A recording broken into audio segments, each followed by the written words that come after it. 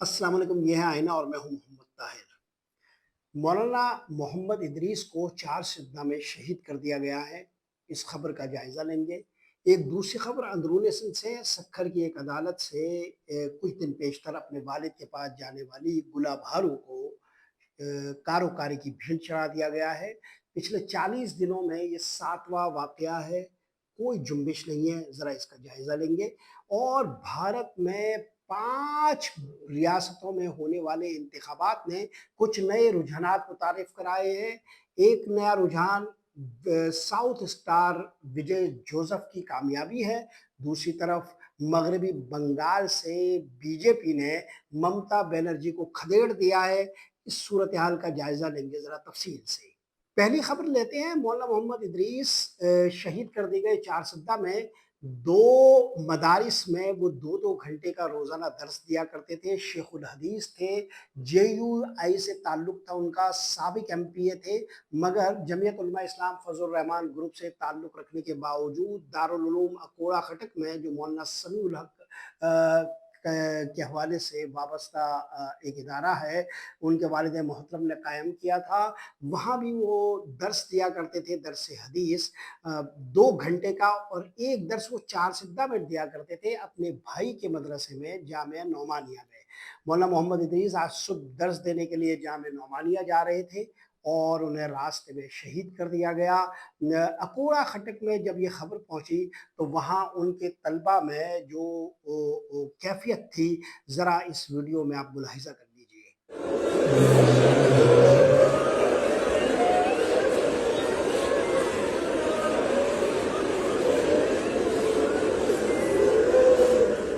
ये सिर्फ इन तलबा का हाल नहीं है। जेयूआई बहुत बरंगेख्ता है और उलमाए कराम के अंदर मजमूई तौर पर ऐसी कैफियत पाई जाती है। मजहबी तबका खासा परेशान है, मगर इस खबर को जिस तरह इस्तेमाल किया जा रहा है सोशल मीडिया में, और बाज़ ऐसे सहाफ़ी जो मखसूस किस्म के जहन रखते हैं, उससे अंदाज़ा होता है कि हम किसी भी वाक़ये का सबक लेने को तैयार नहीं है और अपने रुझानात की भेंट हर वाक़ये को चढ़ाते हैं। मौलाना मोहम्मद इदरीस ने पिछले दिनों अपनी एक राय दी थी। इस राय के हवाले से एक सियासी जमात के कारकुनों ने उनको ख़ासा तनकीद का निशाना बनाया था, मगर इस तनकीद को इनके वाक़ई कत्ल का तनाज़ुर दे दिया गया है।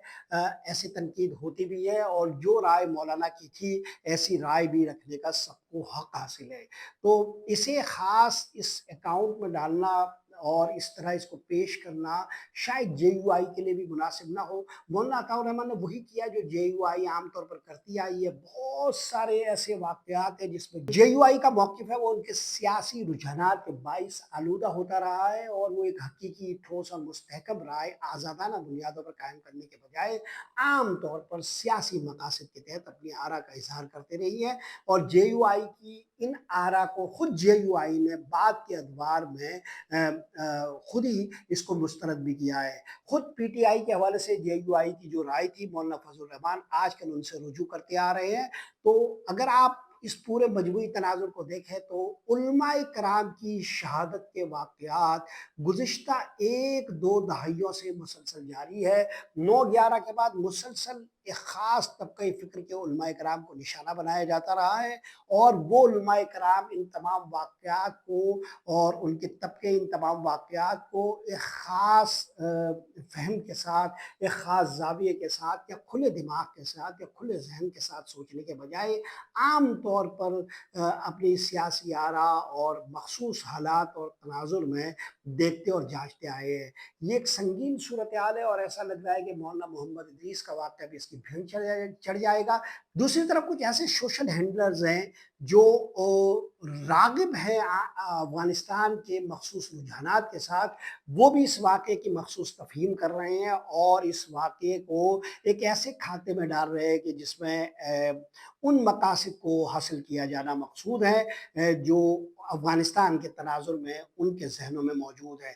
ये दोनों तनाज़ुर आलूदा है और इससे इस वाक़ये की आज़ादाना तहक़ीक़, आज़ादाना इस पर कोई राय देना लेना मुश्किल हो जाता है। वो लोग जो अफ़गानिस्तान के मख़सूस तनाज़ुर में, तालिबान के साथ मख़सूस फ़सादात के तनाज़ुर में एक मख़सूस राय कायम करके बिला तहक़ीक़ बैठे हुए हैं, और वो लोग जो मौलाना की गुफ्तगू का एक ख़ास तनाज़ुर बनाकर बैशिंग कर रहे हैं, ये सब लोग दरअसल इस वाक़ये कत्ल की आज़ादाना तहक़ीक़ की राह में रुकावट बन रहे हैं, और ऐसा ही होता आया है पिछली 2 दहाइयों में।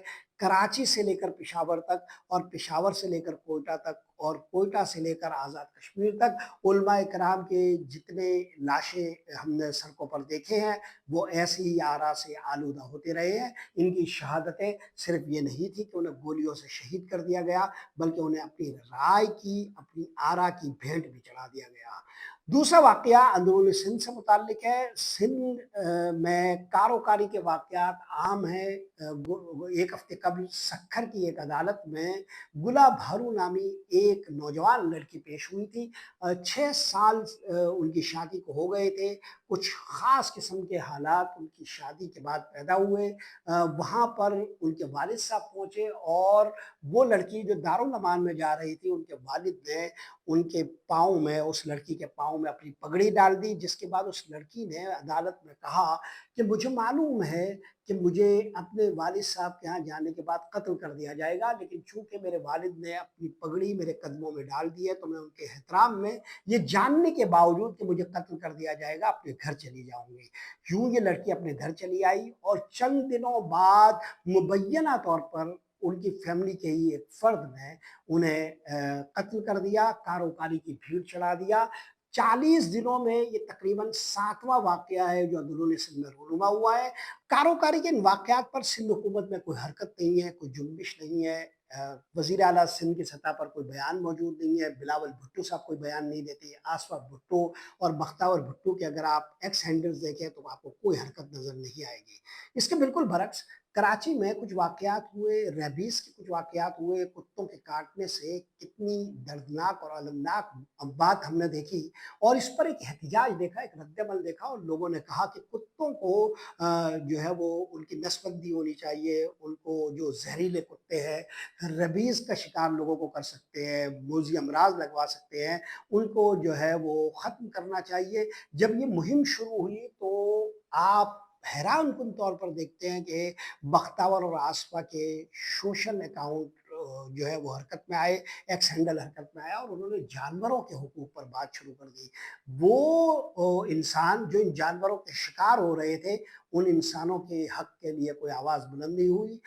वो इंसान जो इन इन कुत्तों के काटे जाने से मुख्तलिफ अमराज़ के शिकार हो रहे थे और अपनी दर्दनाक अमवात का इंतज़ार कर रहे थे, उनके लिए कोई हरकत और जुम्बिश महसूस नहीं हुई, कोई हमदर्दी महसूस नहीं हुई, कोई दिलसोज़ी महसूस नहीं हुई, कोई दिलदारी नहीं की गई, मगर कुत्तों के हुकूक पर बात की गई, क्योंकि ये मौक़िफ़ मग़रिबी दुनिया को बहुत भाता है, और मग़रिब की जो इन्फ़िरादियत पसंद वाली ज़िंदगी है, फ़र्द वाहिद वाली ज़िंदगी है, ख़ानदानों के बगैर वाली ज़िंदगी है, जब वाहिद आसरा और सहारा कुत्तों के साथ रिफ़ाक़त होती है। फ़ातिमा भुट्टो साहिबा ने अपनी जो अभी हालिया एक किताब लिखी है, उसमें भी कोविड-19 में उनका वाहिद सहारा उन्होंने कुत्ते के साथ अपनी रिफ़ाक़त को करार दिया है। तो ये जो कुत्तों की नफ्सियात थी, और ये जो मग़रिबी दुनिया को भाने वाला मौक़िफ़ था, वो इख्तियार किया गया। वो इंसान जो इसके शिकार होते हैं, उनके लिए कोई आवाज़ बुलंद नहीं हुई। इसी तरह कारोकारी के वाक़यात अंदरूनी सिंध में होते हैं, इस पर कोई आवाज़ बुलंद नहीं होती। बदकिस्मती से ऐसे कितने ही वाक़यात हैं जो पिछले 4 सालों में, और पीपल्स पार्टी की 15, 16, 17 साल की हुकूमत में पेश आए हैं। कहीं कोई जुम्बिश नहीं है, कहीं कोई हरकत नहीं है। अब गुला भारू वाला ये वाक़या भी निस्यान की नज़र हो जाएगा।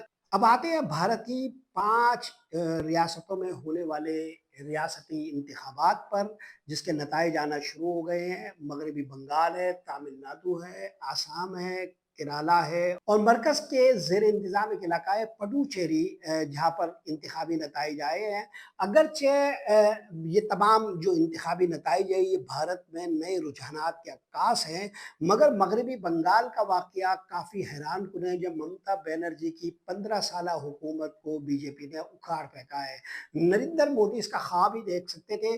15 साल से ममता बनर्जी की हुकूमत थी, और ये बहुत मकबूल ख़ातून है, वहाँ पर जाहियाना अवामी राब्ता रखती है, सड़कों पे नज़र आती है, स्कूटर पे बैठी हुई नज़र आती है, हर जगह पहुँचती हुई वो नज़र आती है और बीजेपी की सख्त तरीन नाक़िद है। और इस इंतखाबी मुहिम में ममता बनर्जी ने ये भी कहा था कि वो न सिर्फ ये रियासती इंतखाब जीतेंगी बल्कि मरकज़ में बीजेपी की हुकूमत का खात्मा करने के लिए इन इंतखाबात के बाद एक मुहिम मुनज़्ज़म करेगी और मरकज़ की तरफ पेशकदमी करेगी। मगर रियासती इंतखाब में ममता बनर्जी को एक शिकस्त हुई है। ये शिकस्त अगरचे हिंसे के एतबार से है और बहुत गौर व फ़िक्र अगर किया जाए तो वोटों की हद तक इसे इस तरह शिकस्त नहीं करार दिया जा सकता कि यूँ कहा जाए कि ममता बनर्जी का बाप बंद हो गया है। गौर किया जाए तो 4-5 बड़े अहम फैक्टर्स थे जो मगरबी बंगाल के इंतखाबी तनाज़ुर में हमें नज़र आते हैं। पहला फैक्टर तो इनकम्बेंसी फैक्टर है जो हर इंतखाबात में होते हैं। जब कुछ जमातें कई बरसों से मुस्तकिल इक़्तिदार में होती है तो उनसे आम तौर पर अवाम बददिल होती है, शिकायतें पैदा हो जाती है। यही कुछ ममता बनर्जी के साथ भी हो रहा था। लेकिन जो अहम तरीन मामला है वो ये कि बीजेपी ने यहाँ पर हिंदू वोटों को इर्तिकाज़ दिया था। ऐसा नहीं था कि बीजेपी सारे हिंदू वोट लेती है। यहाँ पर मगरबी बंगाल में ममता बनर्जी भी हिंदुओं का एक बड़ा वोट बैंक लेती थी। इसके बावजूद कि वो अक़लियतों की हिमायत लेती थी। मुसलमान वोट इनके पास साथ थे और इसके अलावा जो एंटी बीजेपी वोट थे वो सारे मुर्तकिज़ थे। मगर इस मर्तबा बीजेपी ने हिंदू वोटों का एक इत्तेहाद और इर्तिकाज़ पैदा किया। वो वोट जो कांग्रेस को जाते थे, कांग्रेस की हिमायत याफ्ता जमातों को जाते थे, ममता बनर्जी को जाते थे, वो वोट बीजेपी को मिले चूँकि इन्होंने हिंदू तासुब को ज़्यादा बेदार किया। मुस्लिम वोटों के साथ मसला ये हुआ कि मुस्लिम वोटों ने हल्का जाती सियासत और हलकों में अपने उम्मीदवारों के इंतखाब की तरफ देखा और मजमूई तौर पर रियासती इंतखाब के जो नताइज है उसकी तरफ ध्यान नहीं दिया। चुनांचे ममता बनर्जी को शिकस्त हुई। यूँ अगर देखा जाए तो वोटों का जो बहाव है उसमें मुस्लिम वोटों का इंतशार और हिंदू मरकज़ियत वाले जो वोट थे उसने एक फैसला कुन आमिल का रूप धारा। मगर एक बहुत अहम मामला ये था कि 27 लाख वोट ऐसे थे जो इंतखाबी फहरिस्तों से निकाल दिए गए।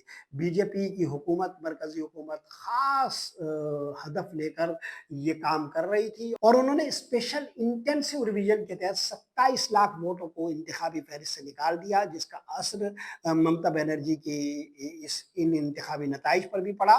तो ये मगरबी बंगाल का तनाज़ुर था जिसमें बीजेपी ने कामयाब पेशकदमी की है और कहा जा रहा है कि नरेंद्र मोदी अब काफ़ी मजबूत होंगे। जो पिछले कुछ अरसे से इंडिया में मखसूस हालात में अपनी मकबूलियत को खोते जा रहे थे और बहुत ज़्यादा सवालात पैदा हो रहे थे। अगले इंतखाबात जो मरकज़ी इंतखाबात है उसमें मगरबी बंगाल की ये फ़तह काफ़ी मौसर किरदार अदा करेगी। इसी तरह दूसरा अहम तरीन मामला केरला में कम्युनिस्ट पार्टी को शिकस्त का सामने आया है। कम्युनिस्ट पार्टी जो 5 दहाइयों से किसी न किसी शक्ल में भारत की किसी न किसी रियासत में इक़्तिदार में मौजूद रही है। अब आज की तारीख़ में भारत की तमाम 29 रियासतों में से किसी भी रियासत में अपनी हुकूमत नहीं रखती। केरला में शिकस्त फ़ाश हुई है। कांग्रेस का जो इत्तेहाद था उसने कम्युनिस्ट इत्तेहाद को शिकस्त दी है और यहाँ पर एक अहम तरीन आमिल ये है कि जो इंडिया की मुस्लिम लीग है, जो इंडियन यूनियन मुस्लिम लीग कहलाती है, उन्होंने काफ़ी कामयाबी हासिल की है और पहली दफ़ा ऐसा हुआ है कि 27 में से 22 नशिस्तें केरला में हासिल कर ली है। अगरचे कांग्रेस बीजेपी की का मुखालिफ इत्तेहाद है, मगर कांग्रेस और बीजेपी का जो इख्तिलाफ है, वो सियासी इख्तिलाफ है और जो नज़रियाती इख्तिलाफ है वो कम्युनिस्ट जमात का था। तो कम्युनिस्ट जमात जो थी या कम्युनिस्ट इत्तेहाद जो था वो बीजेपी के लिए एक चैलेंज पैदा करता था इस रियासत में। कांग्रेस शायद उस तरह वो चैलेंज पैदा ना कर सके और मुस्लिम अरकान भी शायद उस तरह वो चैलेंज पैदा वहाँ ना कर सकें। लिहाजा केरला में कांग्रेस की कामयाबी से बीजेपी ने एक तरह से राहत महसूस की है।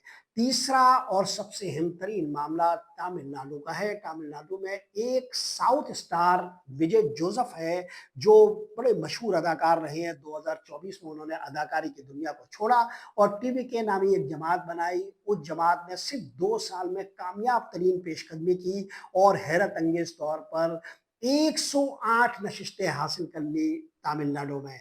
अगरचे तमिलनाडु में हुकूमत बनाने के लिए 118 नशिस्तें चाहिए, यूँ 10 नशिस्तें उनकी रहती हैं, मगर सिंगल लार्जेस्ट जमात के तौर पर उभरने वाली टीवीके ने आज गवर्नर को खत लिख दिया है हुकूमत साजी के लिए, और यूं लग रहा है कि साउथ के स्टार विजय जोसेफ, जो एक ईसाई है, पहली मर्तबा हुकूमत बनाएंगे तमिलनाडु में। तीन चार फैक्टर्स बहुत अहम है जो हमें हमारे लिए भी काबिल तवज्जो है। पहली बात तो ये है कि उन्होंने इस इंतखाबी मुहिम को इतनी कामयाबी से मुनज़्ज़म किया और उसमें ऐसे नए पहलू दाखिल किए हैं जो आपको भारत की इंतखाबी मुहिम में और पाकिस्तान और एशिया की इंतखाबी मुहिम में नज़र नहीं आते। डिजिटल राब्तों का बहुत ही बारीक बीनी से, समझदारी से इस्तेमाल किया। 2 साल किसी सियासी जमात को मिले और वो 108 नशिस्तें हासिल करने में कामयाब हो जाए, तो उनके इंतखाबी मुहिम के पूरे अंदाज का एक मुताला होना चाहिए। उन्होंने होलोग्राम तकारीर की जो पहले कभी नहीं हुई।